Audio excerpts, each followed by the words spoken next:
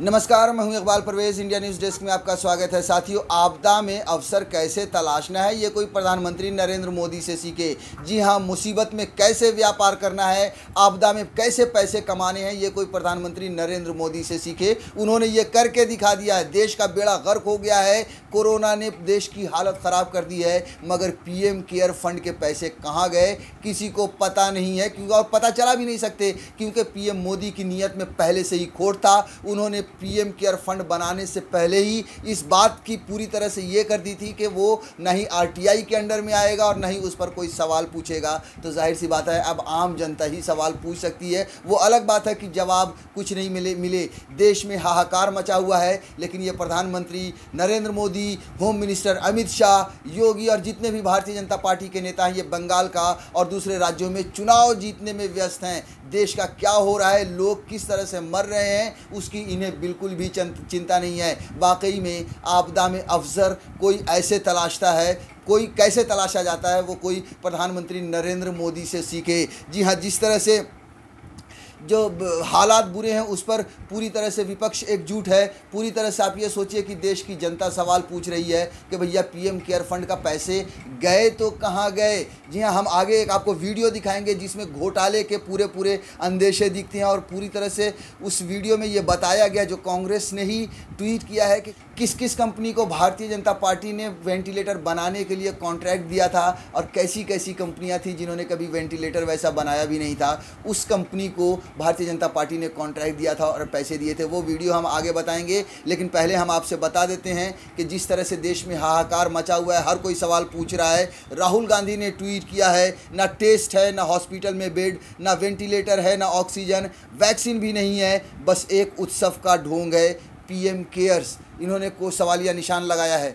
जी हाँ, ये राहुल गांधी का सवाल सही है और पूरे देश की जनता ये सवाल पूछ रही है कि वाकई में ना हॉस्पिटल है। 1 साल का समय मिला। जी हाँ, आपको बता दें कि पीएम केयर फंड ने जो बनाए वो उसमें करोड़ों रुपए आए और 1 साल का समय भी मिला, लेकिन उसके बाद भी क्या किया पीएम ने? कुछ नहीं किया। सिर्फ और सिर्फ देश के अलग अलग राज्यों में चुनाव जीतने की तैयारी की।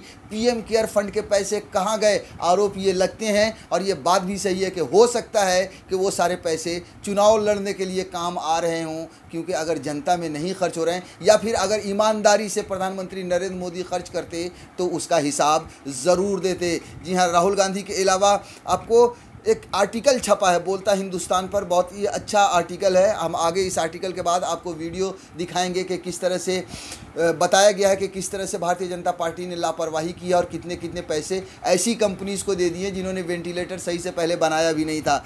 इस देश का मीडिया प्रधानमंत्री मोदी से पीएम केयर्स फंड पर कोई सवाल नहीं पूछता है, जबकि मेरा मानना है कि आपदा को अवसर में कैसे बदलें और कैसे आपदा में व्यापार करें, इसका जीता जागता उदाहरण है पीएम केयर्स फंड।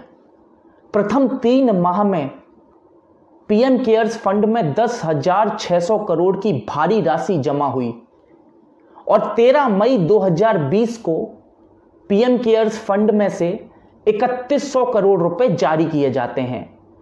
इसमें से 2000 करोड़ रुपए का उपयोग 50,000 वेंटिलेटर्स के निर्माण के लिए किया जाना था।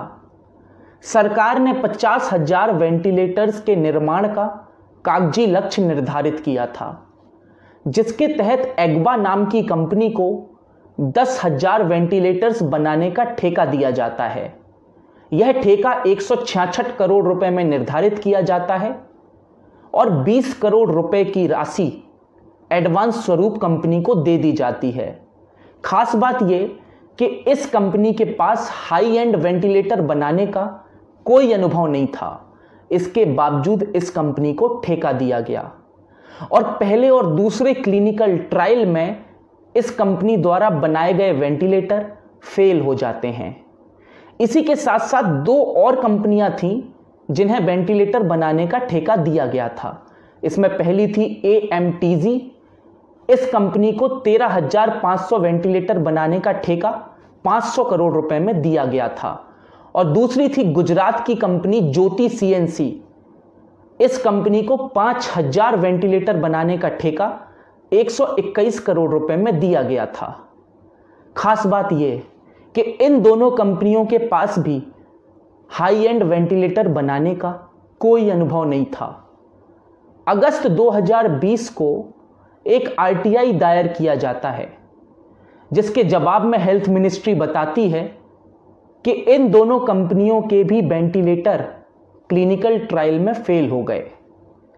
इसके बाद सरकारी कंपनी एचएलएल के मार्फत एएमटीजी का 13,500 वेंटिलेटर्स का ठेका घटाकर 10,000 कर दिया जाता है। इसी के साथ साथ एक नया ठेका ट्राइवेट्रॉन नाम की कंपनी को दिया जाता है और उनसे कहा जाता है कि आप 3,000 एडवांस और 7,000 बेसिक वेंटिलेटर बनाकर देंगे।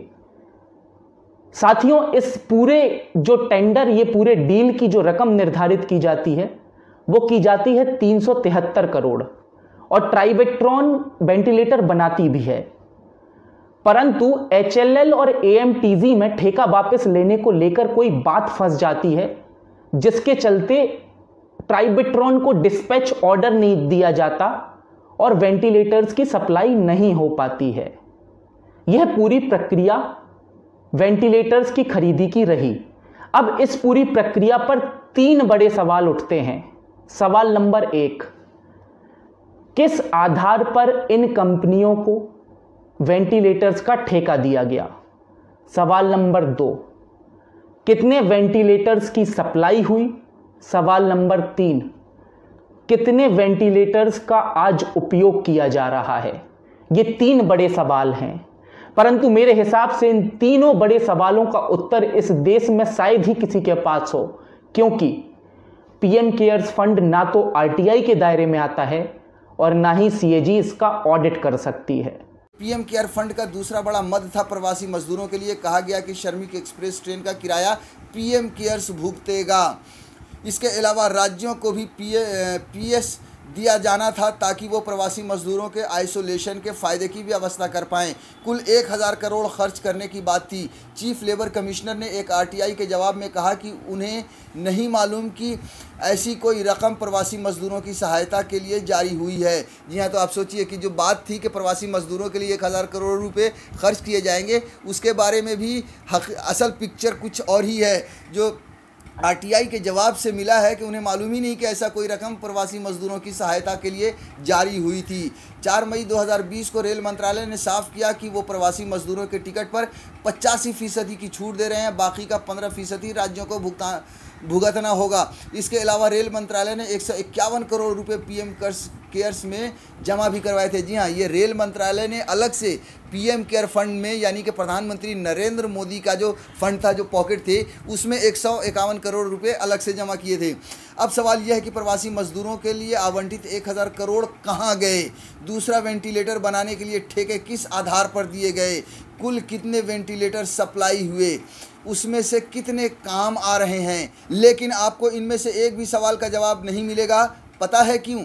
क्योंकि पीएम केयर्स फंड ना तो आरटीआई के दायरे में आता है और ना ही सीएजी इसका ऑडिट कर सकता है। ये तो पूछा ही जाना चाहिए कि आखिर पीएम केयर्स फंड का क्या हुआ? कहीं मंदिर बनाने में तो नहीं खप गया? जी हाँ, ये बड़ा एक सवाल। आज बात एक ऐसे फंड की जो मधुमक्खी के छत्ते के समान है। जो लोग इसकी निगरानी में लगे हैं, अगर कोई इस फंड को छूने की कोशिश करे तो वो लोग अजीब सा व्यवहार करते हैं। इस फंड का नाम है पीएम केयर फंड, जो जनता के डर, राष्ट्रभक्ति की चादर और अपने आप को देशभक्त साबित करने के मिश्रण से बना है। साल 2020 27 मार्च देश पूरा लॉकडाउन में कैद हो चुका था। सरकार ने पीएम केयर फंड बनाने की घोषणा की। कौन ऑपरेट करेगा, किसके अधीन होगा, कोई जानकारी नहीं। यानी इसमें जमा करने का विकल्प था और फंड निकालने के लिए कोई खिड़की नहीं बनी।